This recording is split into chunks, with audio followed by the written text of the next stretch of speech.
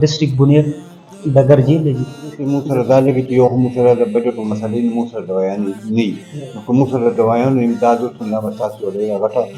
امداد موږ سره د جیل سره د پیزان لپاره وکړي. ټیک شوه. بل جمع را روان دي که تاسو سره کمبل ممبل یا د دې څه جرسۍ یا داسې نور څه دغه تاسو وس کېدي شي نو که موږ سره وکړئ نو دا به ډېره غټه خبره وي. ځکه چې دې کې دا پیزان ټول د خدای تعالی غریبانان خلک دي، دې کې مالدار خلک داسې نشته. نو د هغې به ستاسو طلب ځایي وشي. د المروان ټرسټ نو کم کوششونه چې کوي د قرآن مجید په حوالې سره چې کوم هغې جیلونو کې ورکړو یا ستاسو د وینا مطابق چې تاسو مدارس وکړئ یا جوماتونو کې تعاون کوو یا جوړو یا هغې کې خدمات کوو، نو دا ټول داسې دي چې صدقه جاریه ده. او الله دې ستاسو ته نور مزید ترقي ورکړي چې نور هم د خیر کارونه وکړي، دلته وي که بل ځای وي او جیلونو کې وي که بهر وي او دغه شان علاقو کې نور هم کم نادار خلک دي د هغې سره تعاون کوي. او زموږ دعا ده چې الله دې تاسو دا ټرسټ نور هم مخکې ترقي ورکړي او الله دې خلکو ته خیر ورسوي. حاجی عبدالوهاب فخر دیر حاجی عبدالوهاب فخر دیر یتیمانو کونډو برو سره ورسته وحاجی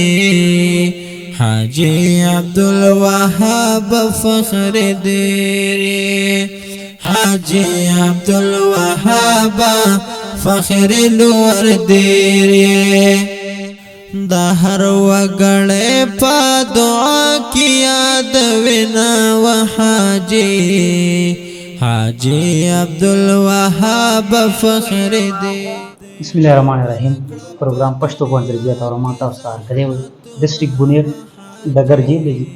عزتمند پښتون څنګه تاسو پته ده المروان ویلفیر فاونډیشن چې کمپانی دی چیرمن دی حاجی عبدالوهاب صاحب ماشاءالله خیبر پښتونخوا کې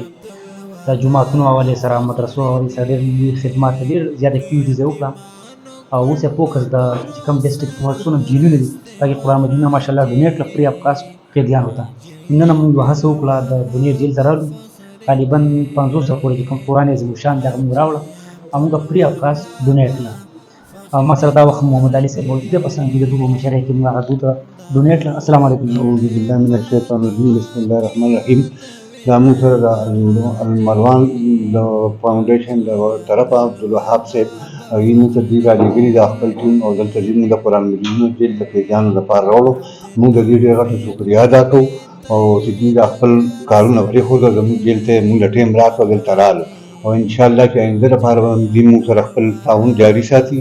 او موږ به له دوی سره خپل تعاون کوو انشاءالله چې دا به دایمي دا خبر را روان کړي بیایي او موږ دې ډېره شکریه ادا کوو چې دوی دلته موږ راغلي. السلام علیکم. دا راته ووایي محمد علي صاحب تاسو ماشاءالله ډیوټي ده نو که څوک راغلی تاسو سره قرآن مجیدونه درکړي؟ نه سر د دې نه مخکې موږ سره څوک داسې چا دغه نه دی کړی چې دلته جیل ته راغلي دا په لومړي ځل باندې دوی دا خپل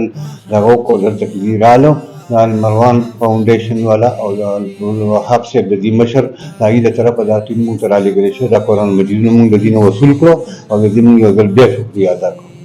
50 چې کوم قیدیان وته به دا میلاو شي انشاءالله دا به زموږ مولوي صاحب عبدالغفار صاحب ولاړ دی دا د دې ذمواري ده موږ دوی ته حواله کړو او دوی به دا چې کوم دی په قیدیانو باندې تل تقسیموي. محمد علي صاحب دا راته ووایي عبدالوهاب صاحب ماشاءالله ډېر ستر کار کوي ډېر لوی کار کوي خیبر پښتونخوا کې.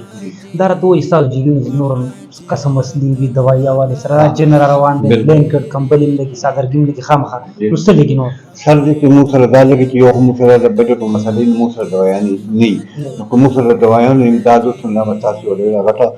امداد موږ سره د جیل سره د قیدیانو لپاره وکړي. ټیک شوه. بل جمع را روان دي که تاسو سره کمبل ممبل یا د دې څه جرسۍ یا داسې نور څه دغه تاسو وس کېدي شي نو که موږ سره وکړئ نو دا به ډېره غټه خبره وي. ځکه چې دې کې دا قیدیان ټول د خدای تعالی غریبانان خلک دي، دې کې مالدار خلک داسې نشته. نو د هغې به ستاسو سلب ځایي وشي او ستاسو به خیرات وي په د هغې نه دا به ستاسو طرفه زموږ د جیل ډېر غټ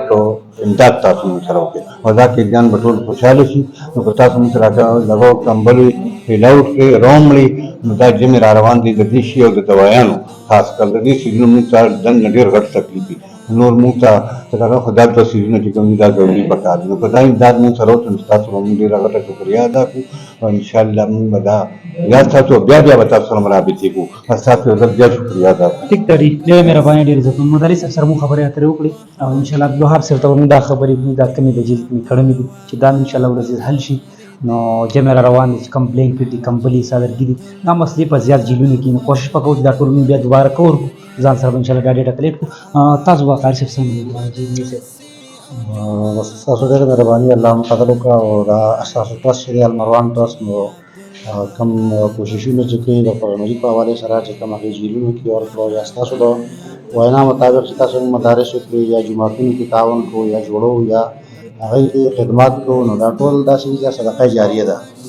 او الله دې تاسو ته نور مزید ترقی ورکړي چې نور هم د خیر کارونه وکړي دلته وي که بل ځای او جیلونو کې وي که بهر وي او دغه شان علاقو کې نور هم کم نادار خلک وي د هغې سره تعاون کوي او زموږ دعا ده چې الله دې تاسو دا ټرست نور هم مخکې ترقي ورکړي او الله دې خلکو ته خیر ورسوي ښه 50 قرآن مجید ته میلاو شي نو دوی به ان شاء الله روزانه راخلي د تلاوت به کوي ان شاء الله دې تلاوت هم کوي زموږ د روټین دا دی چې باقاعده سحر کې د ټول جیل دپاره یو کمباین یو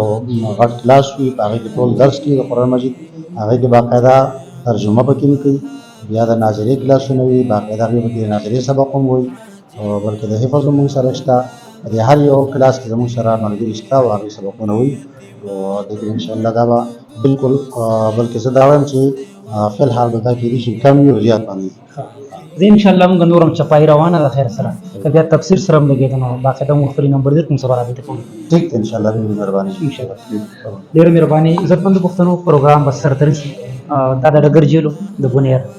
نو ان شاء الله سفر لا روان نور څه کم جیلونه خیبر پښتونخوا کې هم ان شاء الله کو سټیپ وایز دا چې کمی کړی دي دا به ان شاء الله ختمو ډېر محترم ډېر معزز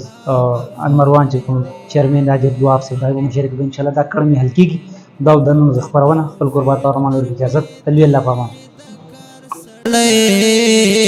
وحاجي حاجي عبد الوهاب فخر ديري حاجي عبد الوهاب فخر لور ديري تابعت کړي مدرسې او جمعتنا وحاجي حاجي عبد الوهاب فخر ديري